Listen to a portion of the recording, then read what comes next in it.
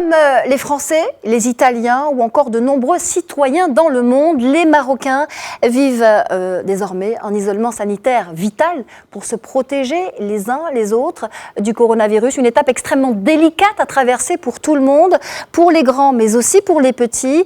Ce confinement est probablement psychologiquement difficile à vivre pour les enfants.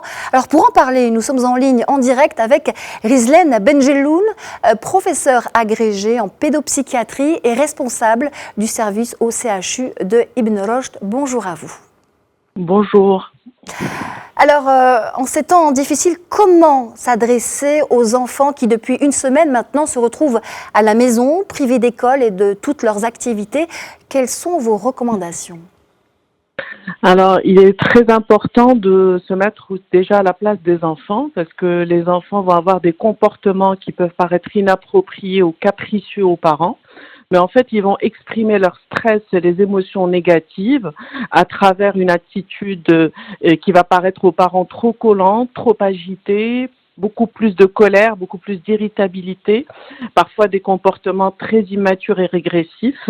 Donc les parents doivent absolument être beaucoup plus attentionnés, beaucoup plus bienveillants et beaucoup plus patients avec les enfants, leur demander d'identifier leurs émotions, d'exprimer leurs émotions. Et il est très important aussi que les parents puissent parler du Covid-19 aux enfants avec des mots simples, bien leur expliquer pourquoi ils sont confinés à la maison, quelles sont les raisons et en quoi c'est rassurant justement de rester à la maison pour ne pas contaminer les autres.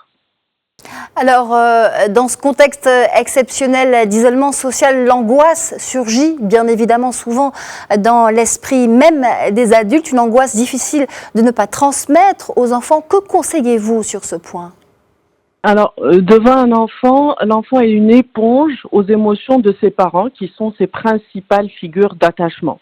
Donc, il est important que le parent se pose lui-même la question, qu'est-ce qu'il ressent lui-même, sans honte ni culpabilité. Je pense que l'angoisse aujourd'hui, elle n'est pas irrationnelle, elle est rationnelle, et que le parent puisse gérer lui-même sa propre angoisse et voir ce qu'il en transmet et ce qu'il en transparaît à son enfant. Et c'est en transmettant aussi les propres angoisses des parents qu'on angoisse aussi les enfants. Donc, il est important que les parents puissent identifier eux-mêmes leurs émotions et ne pas avoir honte de dire aux enfants que eux-mêmes peuvent, par certains moments de la journée, avoir l'air plus angoissés, plus paniqués, mais se montrer en même temps sécurisants et rassurants. Il est important que les enfants puissent aussi être à côté de leurs parents physiquement, surtout les enfants qui ont des angoisses de séparation, les parents qui malheureusement ne peuvent pas être auprès de leurs enfants, de multiplier les communications avec les réseaux sociaux et en FaceTime avec leurs enfants pour pouvoir être bienveillants et rassurants. Si le parent est trop angoissé, il faut qu'au contraire, il puisse protéger l'enfant de sa propre angoisse et essayer de voir s'il y a un autre parent qui peut aussi faire tampon par rapport à l'angoisse de l'autre parent. Voilà, donc plus d'attention, plus de vigilance, de bienveillance et sans angoisse dans la mesure du possible, bien évidemment.